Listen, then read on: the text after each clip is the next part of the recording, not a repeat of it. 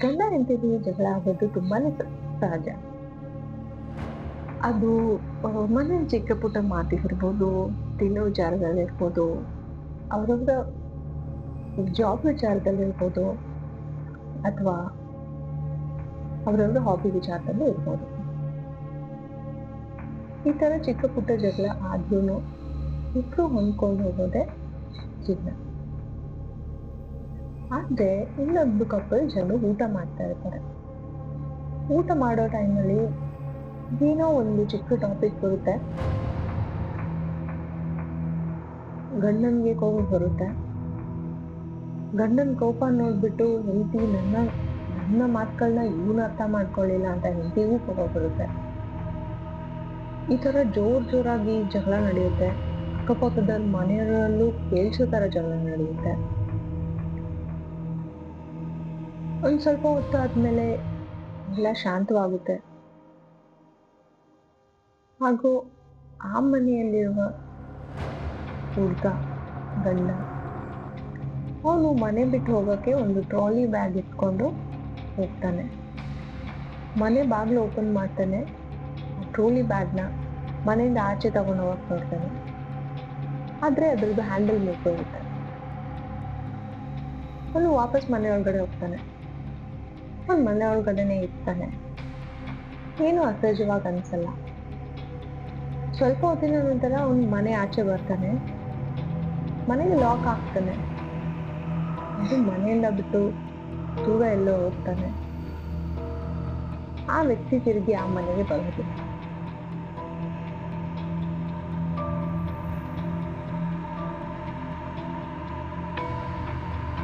ನಮಸ್ಕಾರ ಎಲ್ಲರಿಗೂ, ಆಶ್ನೆಟ್ ಟಾಕ್ಸ್ಗೆ ಸ್ವಾಗತ. ನಾನು ಮಾತಾಡೋಕೆ ಹೊರಟಿದ್ದೀನಿ the viral case, the suitcase murder case in Bengaluru.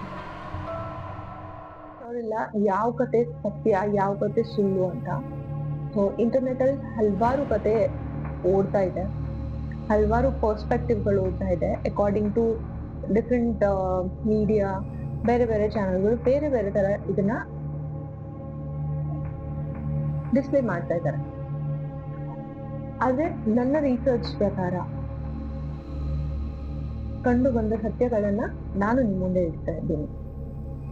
ಇದ್ರಲ್ಲಿ ಯಾವ ಕಂಪ್ಲೀಟ್ 100% ಸತ್ಯ ಅಂತ ನಾನು ಹೇಳ್ತಿಲ್ಲ. ಆದ್ರೆ ನಮಗ್ ಸಿಕ್ಕಿರೋ ಆಧಾರಗಳ ಮೇಲೆ ನಾನು ಈ ಸ್ಟೋರಿನ ನಿಮ್ಗೆ ಹೇಳ್ತಾ ಇದ್ದೀನಿ. ಇಷ್ಟ ಆದ್ರೆ ನನ್ನ ಹೀಗೆ ಫಾಲೋ ಮಾಡಿ, ಲೈಕ್ ಮಾಡಿ, ಹಾಗೂ ಈ ಸ್ಟೋರಿನ ನಿಮ್ ಫ್ರೆಂಡ್ಸ್ಗಳಿಗೂ ಕಳಿಸಿ. ಇದನ್ನ ಹೇಳ್ದ ಶುರು ಮಾಡೋಣ. ರಾಕೇಶ್ 36 ವರ್ಷದ ಯುವಕ, ಈ ಕೇಸ್ ನಲ್ಲಿರೋ ಗಂಡ. ಹಾಗೂ ಗೌರಿ ಈ ಕೇಸ್ ಅಲ್ಲಿರುವ ವಿಕ್ಟಿಮ್, ಅವಳು 32 ವರ್ಷದವಳಾಗಿದ್ಲು. ಸೊ ಇವರಿಬ್ಬರು ಮೂಲತಃ ಮುಂಬೈಯ ನಿವಾಸಿಗಳು. ಇವರ ಮದುವೆ ಆಗಿ ಸ್ವಲ್ಪನೇ ದಿವಸಗಳ ಕಳೆದಿತ್ತು. ಹಾಗೂ ಇಬ್ರು ಅವರ ಜಾಬ್ಗಳನ್ನ ಕ್ವಿಟ್ ಮಾಡಿದ್ದು. ಆಮೇಲೆ ರಾಕೇಶ್ಗೆ ಬೆಂಗಳೂರಲ್ಲಿ ಒಂದು ಒಳ್ಳೆ IT ಕಂಪ್ನಿಯಲ್ಲಿ ಜಾಬ್ ಸಿಕ್ಕಿತ್ತು. ಹಾಗೂ ಗೌರಿ ಅವಳ ಸ್ಟಡೀಸ್ ಮುಗಿಸಿದ್ಲು, ಅವಳ ಜಾಬ್ನ ಕ್ವಿಟ್ ಮಾಡಿದ್ಲು. ಯಾಕಂದ್ರೆ ಅವಳಿಗೆ ಬೆಂಗಳೂರಿಗೆ ಮೂವ್ ಆಗ್ಬೇಕಿತ್ತು ಅವಳ ಗಂಡನ ಜೊತೆ. ಸೊ ಈ ಕಪಲ್ ಇಲ್ಲಿ ಹುಳಿಮಾವಳಿ ಇದ್ರು ಒಂದು ಅಪಾರ್ಟ್ಮೆಂಟ್ ಅಲ್ಲಿ. ಮಾರ್ಚ್ 26ನೇ ತಾರೀಕು ಏನಾಗುತ್ತೆ, ರಾಕೇಶ್ ತನ್ನ ಕೆಲಸನ ಮುಗಿಸಿ ಮನೆಗೆ ಬರ್ತಾನೆ. ಇಬ್ರು ಆಚೆ ಹೋಗ್ತಾರೆ, ಒಂದು ವಾಕ್ ಮಾಡಿ ವಾಪಸ್ ಬರುತ್ತೆ. ಅದಾದ್ಮೇಲೆ ಸ್ವಲ್ಪ ಮಾತಾಡ್ತಾರೆ ಕೂತ್ಕೊಂಡು ಮನೇಲಿ. ಇವಾಗ ರಾತ್ರಿ ಊಟದ ಹೊತ್ತು.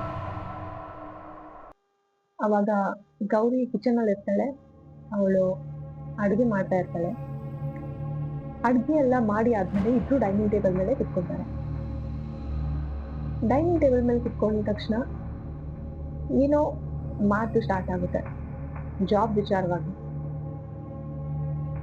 ರಾಕೇಶ್ ತನ್ನ ಕಷ್ಟನ ಅವನು ಹೇಳ್ಕೊಂತಾನೆ. ಇವಾಗ ನಾವು ಮನೆಯಿಂದ ಇಷ್ಟು ದೂರ ಬಂದಿದ್ದೀವಿ, ಹಾಗೂ ನಾನು ಒಬ್ಬನೇ ಮಾಡ್ತಾ ಇರೋದು. ಮೇ ಬಿ ನನ್ನ ಎಕ್ಸ್ಪೆನ್ಸಸ್ ನಾನು ಒಬ್ಬನಿಗೆ ಹ್ಯಾಂಡಲ್ ಮಾಡಕ್ಕಾಗಲ್ಲ ಅಂತ. ಅದಕ್ಕೆ ಗೌರಿ ಹೇಳ್ತಾಳೆ, ನಾನ್ ಟ್ರೈ ಮಾಡ್ತಾ ಇದ್ದೀನಿ, ಆದ್ರೆ ನಾನು ಓದಿರೋದಕ್ಕೆ ನನ್ನ ಎಕ್ಸ್ಪೀರಿಯನ್ಸ್ಗೆ ಮ್ಯಾಚ್ ಆಗಿರೋ ಜಾಬ್ ಎಲ್ಲಿ ಸಿಗ್ತಾ ಇಲ್ಲ. ಸೊ ಇದು ಒಂದು ರೀಸನ್ ಆಗಿತ್ತು ಜಗಳ ಆಡಕ್ಕೆ ಅಂತ ಒಂದು ಸೋರ್ಸ್ ಹೇಳುತ್ತೆ. ಇನ್ನೊಂದು ಸೋರ್ಸ್ ಹೇಳುತ್ತೆ ಗೌರಿ ಯಾವ್ದೋ ಮರಾಠಿ ಸಾಂಗ್ ಪ್ಲೇ ಮಾಡಿದ್ರು ಅಪ್ಪ ಮಗನ ರಿಲೇಶನ್ಶಿಪ್ ಮೇಲೆ, ಹಾಗೂ ಅವನ ಮೇಲೆ ಏನೋ ತಮಾಷೆ ಮಾಡಿ ಕಾಮಿಡಿ ಮಾಡಿ ನಗಾಡಿದ್ರು. ಅದಕ್ಕೆ ರಾಕೇಶ್ಗೆ ಕೋಪ ಬಂತು, ಅಲ್ಲಿಂದ ಜಗಳ ಸ್ಟಾರ್ಟ್ ಆಯ್ತು ಅಂತ ಇನ್ನ ಹಲವಾರು ಕಥೆಗಳಿದೆ. ಸೊ ಕಾರಣ ಏನೋ ಆಗಿರ್ಬೋದು.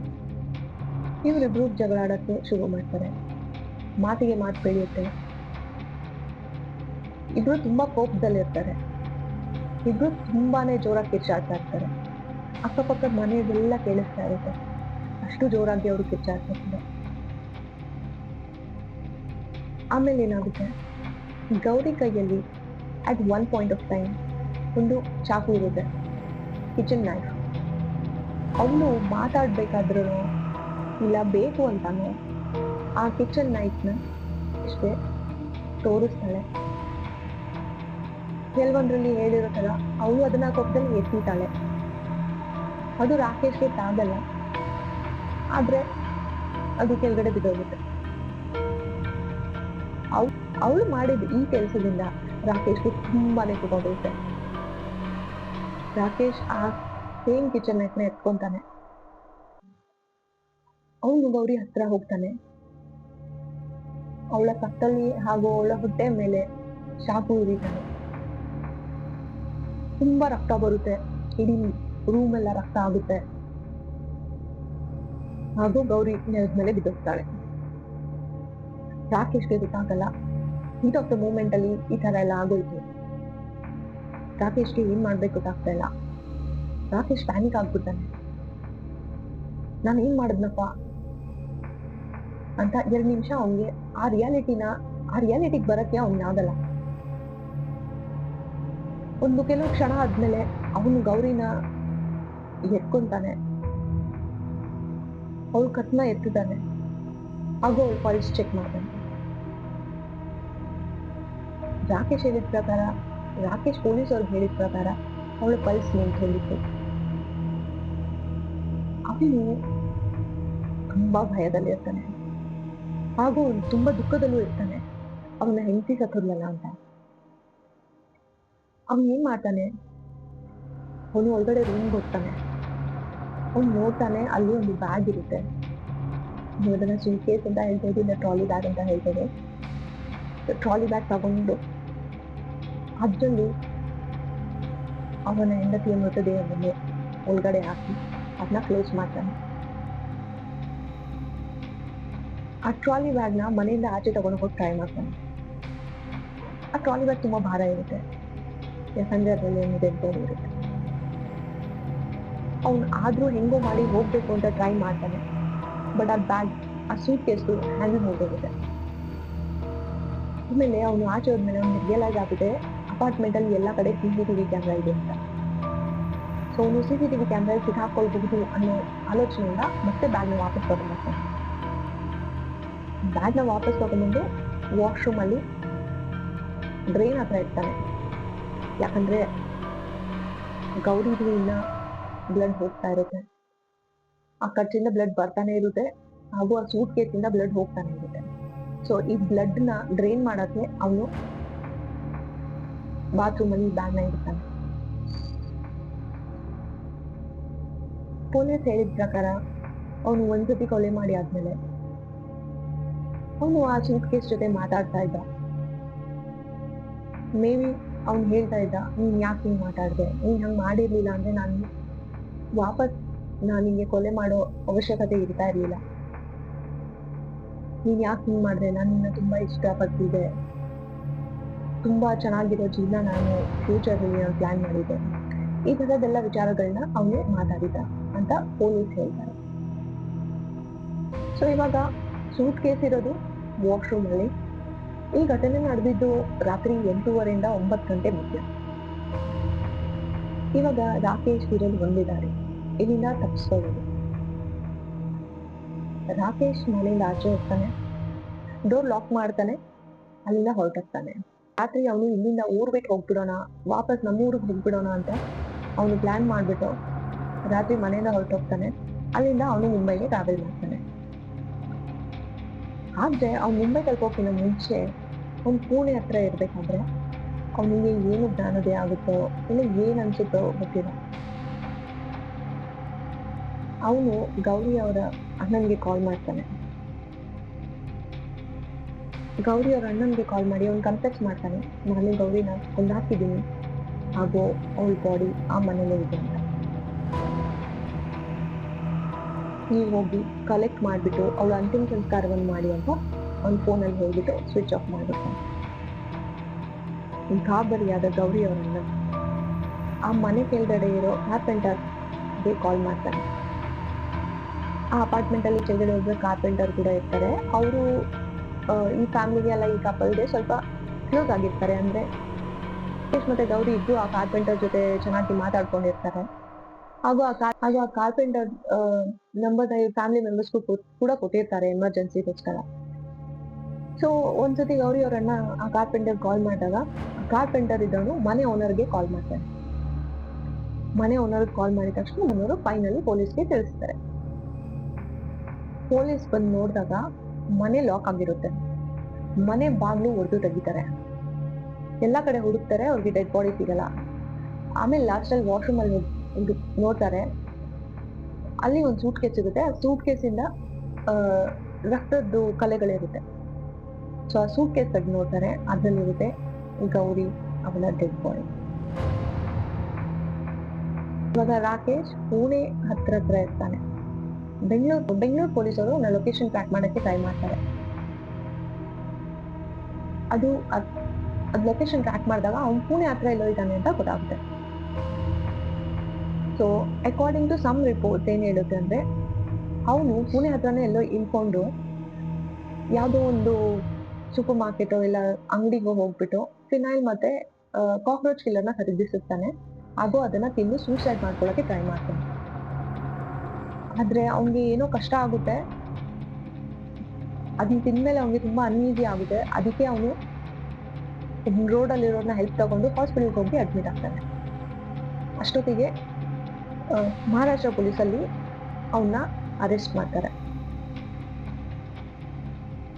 ಅವನ್ನ ಅರೆಸ್ಟ್ ಮಾಡಿ ಆದ್ಮೇಲೆ ಅವನ್ನ ವಿಚಾರಣೆ ಕರ್ಕೊಂಡ್ ಬರ್ತಾರೆ. ಅವಾಗ ಅವನು ಇಷ್ಟೆಲ್ಲ ಸುದ್ದಿ ಹೇಳ್ತಾನೆ. ಕೆಲವೊಬ್ರು ಹೇಳ್ತಾರೆ ಇದು ಹೀಟ್ ಆಫ್ ದ ಮೂಮೆಂಟ್ ಆಗಿರೋ ಕೊಲೆ ಅಲ್ಲ, ಇದು ಪ್ಲಾನ್ ಮಾಡಿರೋ ಕೊಲೆ. ಯಾಕಂದ್ರೆ ರಾಕೇಶ್ಗೆ ಗೌರಿಯಿಂದ ತುಂಬಾನೇ ಪ್ರಾಬ್ಲಮ್ ಇತ್ತು. ಯಾಕಂದ್ರೆ ಅವಳು ತುಂಬಾ ಡಾಮಿನೇಟಿಂಗ್ ಆಗಿದ್ಲು. ಅವ್ರ ಪೇರೆಂಟ್ಸ್ಗೆ ಮರ್ಯಾದೆ ಕೊಡ್ತಿರ್ಲಿಲ್ಲ. ಅವರು ಪೇರೆಂಟ್ಸ್ ಬಗ್ಗೆ ಕೆಟ್ಟಾಗಿ ಮಾತಾಡ್ತಿದ್ರು. ಗೌರಿ ಮತ್ತು ರಾಕೇಶ್ ಚೈಲ್ಡ್ಹುಡ್ ಇಂದ ಫ್ರೆಂಡ್ಸ್. ಅವರು ಒಂದೇ ಸ್ಕೂಲಲ್ಲಿ ಓದಿದ್ರು. ರಾಕೇಶ್ ಹೇಳ್ತಾರೆ ಅವಳು ಸ್ಕೂಲ್ ಟೈಮ್ ಇಂದ ತುಂಬಾನೇ ಡಾಮಿನೇಟಿಂಗ್ ಅಂತ. ಆದ್ರೆ ನಾನು ಅವಳನ್ನ ತುಂಬಾ ಇಷ್ಟಪಡ್ತಿದ್ದೆ, ಅದ್ರಿಂದ ನಾನು ಅವಳನ್ನ ಮದುವೆ ಮಾಡ್ಕೊಂಡಿದ್ದೆ ಅಂತ. ಸೊ ರಾಕೇಶ್ ಅವರ ತಂದೆ ಹಾಗೂ ಗೌರಿ ಅವರ ತಂದೆ ಇಬ್ರು ಫ್ರೆಂಡ್ಸ್. ಅದ್ರಿಂದ ಇವ್ರ ಮಧ್ಯೆಯಲ್ಲಿ ಏನು ಆತರ ರೆಸ್ಟ್ರಿಕ್ಷನ್ಸ್ ಎಲ್ಲ ಒಪ್ಕೊಳ್ದೇ ಇರೋದು ಆತರ ಏನೂ ಆಗಿಲ್ಲ. ಮದುವೆಗಿಂತ ಮುಂಚೆನೂ ಒಂದು ಪೊಲೀಸ್ ಆಫೀಸರ್ ಹೇಳ್ತಾರೆ ಇವರು 4 ವರ್ಷಗಳ ಕಾಲ ಲೆವೆನ್ ಅಲ್ಲಿ ಇದ್ರು. ರಾಕೇಶ್ ಹೇಳೋ ಪ್ರಕಾರ ಗೌರಿನೇ ಅವ್ರಿಗೆ ಹೇಳಿದ್ದು ನಾವು ಮುಂಬೈಯಲ್ಲಿರೋ ಜಾಬ್ನ ಕ್ವಿಟ್ ಮಾಡಿ ಬೆಂಗಳೂರಿಗೆ ಹೋಗೋಣ. ಆಮೇಲೆ ಬೆಂಗಳೂರಲ್ಲಿ ಬಂದ ತಕ್ಷಣ ಅವಳು ಜಾಬ್ ಮಾಡ್ತಾ ಇರ್ಲಿಲ್ಲ.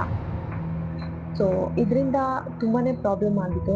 ಅವಳು ಡಾಮಿನೇಟಿಂಗ್ ಬಿಹೇವಿಯರ್ ಇಂದ ರಾಕೇಶ್ಗೆ ತುಂಬಾನೇ ಅವಳ ಮೇಲೆ ಕೋಪ ಇತ್ತು ಅಂತ. ಸೊ ಈ ಕಾರಣದಿಂದ ಒಬ್ರು ಹೇಳ್ತಾರೆ, ಒಂದು ಪೊಲೀಸ್ ಶಂಕೆ ಪಡ್ತಾರೆ ಇದು ಒಂದು ಪ್ಲಾನ್ ಮರ್ಡರ್ ಆಗಿರಬಹುದು ಅಂತ. ಬಟ್ ಇದು ಪ್ಲಾನ್ ಮರ್ಡರ್ ಆಗಿದ್ರೆ ರಾಕೇಶ್ ಕನ್ಫೆಸ್ ಏನಕ್ಕೆ ಮಾಡಿತ್ತು, ಏನಕ್ಕೆ ಸೂಸೈಡ್ಗೆ ಅಟೆಂಪ್ಟ್ ಮಾಡಿತ್ತು? ಅವರು ಪ್ಲಾನ್ ಮಾಡ್ಬಿಟ್ಟು ಮರ್ಡರ್ ಮಾಡ್ಬಿಟ್ಟು ಆಮೇಲೆ ಅವ್ರು ಮಾಡಿರೋ ತಪ್ಪು ಅಂತ ಅನ್ಸ್ಬಿಟ್ಟು ಅವರು ಸೂಸೈಡ್ ಅಟೆಂಪ್ಟ್ ಮಾಡಿದ್ರ ಇರ್ಬೋದೇನೋ. ಇಲ್ಲ ಇದು ಹೀಟ್ ಆಫ್ ದ ಮೂಮೆಂಟ್ ಅಲ್ಲೇ ಆಗಿರೋ ಘಟನೆನ ಅದು ಆಗಿರ್ಬೋದು. ಒಂದು ಆರ್ಟಿಕಲ್ ಪ್ರಕಾರ ಈ ಸ್ಟೋರಿ ನಮ್ಗೆ ಏನ್ ಹೇಳುತ್ತೆ ಅಂದ್ರೆ, ಮುಂಚೆ ತರ ಇವಾಗ ಜಾಯಿಂಟ್ ಫ್ಯಾಮಿಲಿಗಳು ಇರಲ್ಲ. ಹಾಗೂ ಈ ಕಪಲ್ ಇಬ್ರು ವಿತೌಟ್ ದೇರ್ ಫ್ಯಾಮಿಲಿ ಬೆಂಗಳೂರಲ್ಲಿ ಇರ್ತಾ ಇದ್ರು. ಸೊ ಮುಂಚೆ ಏನಾಗ್ತಿತ್ತು ಅಂದ್ರೆ ಒಂದು ಕಪಲ್ ಮಧ್ಯ, ಒಂದು ಗಂಡ ಹೆಂಡತಿ ಮಧ್ಯೆ ಏನಾದ್ರು ಪ್ರಾಬ್ಲಮ್ ಬಂದಾಗ ಅವರ ತಂದೆ ತಾಯಿಗಳು ಅಥವಾ ಯಾರೋ ಹಿರಿಯರು ಮನೇಲಿ ಅವ್ರು ಹೆಲ್ಪ್ ಮಾಡಕ್ ಇರ್ತಾ ಇದ್ರು. ಇವರಿಬ್ರು ಮಧ್ಯ ಯಾರು ಇರ್ಲಿಲ್ಲ. ಇವರಿಬ್ರು ಇಂಡಿಪೆಂಡೆಂಟ್ ಆಗಿದ್ರು. ಅದು ಇವರಲ್ಲಿ ಎಷ್ಟು ಕೋಪ ಇತ್ತು, ಎಷ್ಟು ಜಗಳ ಇತ್ತು, ಇದೆಲ್ಲ ಇವ್ರಿಬ್ಬರಿಗೆ ಗೊತ್ತು. ಅಕ್ಕಪಕ್ಕದ ಮನೆಯವರು ಹೇಳ್ತಿದ್ರು ಇವ್ರು ತುಂಬಾ ಲವ್ಲಿ ಕಪಲ್ ಅಂತ. ಮನೆಯಿಂದ ಕಿಚ್ಚೋ ಸೌಂಡ್ ಬರ್ತಾ ಇರುತ್ತೆ, ಅವ್ರು ಜಗಳಾಡ್ತಾನೂ ಇರ್ತಾರೆ, ಬಟ್ ನೋಡಿ ಅಂತಂದ್ರೆ ಹಾಗೇನು ನಮ್ಗೆ ಅನ್ಸೋದಿಲ್ಲ ಅಂತಾನು ತುಂಬಾ ನೇಬರ್ಸ್ ಹೇಳಿದ್ದಂತೆ. ಸೊ ಇದರಿಂದ ಒಂದು ತಿಳ್ಕೊಳ್ಬೇಕು, ನಮ್ಮ ಕೋಪ ನಾವು ಎಷ್ಟು ನಿಯಂತ್ರಣದಲ್ಲಿ ಇಟ್ಕೊಂತೀವೋ ಅಷ್ಟು ನಮಗೂ ಒಳ್ಳೇದು, ಎದುರುಗಡೆ ಇರೋರ್ಗೂ ಒಳ್ಳೇದು. ಕೋಪ ಯಾವತ್ತು ಒಳ್ಳೇದನ್ನ ಮಾಡಲ್ಲ. ಈ ತರ ತುಂಬಾ ಕೇಸ್ಗಳು ನೀವು ಕೇಳಿರ್ಬೋದು. ಯಾವುದೇ ಕೇಸ್ ಬಗ್ಗೆ ನಿಮ್ಗೆ ತಿಳ್ಕೊಳಕ್ ಆಸಕ್ತಿ ಇದೆ ನಂಗೆ ಕಾಮೆಂಟ್ ಅಲ್ಲಿ ತಿಳಿಸಿ. ನಾನ್ ನನ್ ರಿಸರ್ಚ್ ಮಾಡ್ಬಿಟ್ಟು ಅದನ್ನ ನಿಮ್ಮ ಹತ್ರ ತಲುಪಿಸ್ತೀನಿ. ಇವತ್ತಿನ ಪಾಡ್ಕಾಸ್ಟ್ ಇಲ್ಲೇ ಮುಗಿಸ್ತೀನಿ. ನೆಕ್ಸ್ಟ್ ಪಾಡ್ಕಾಸ್ಟ್ ಅಲ್ಲಿ ಮತ್ತೆ ಸಿಗೋಣ. ಧನ್ಯವಾದಗಳು.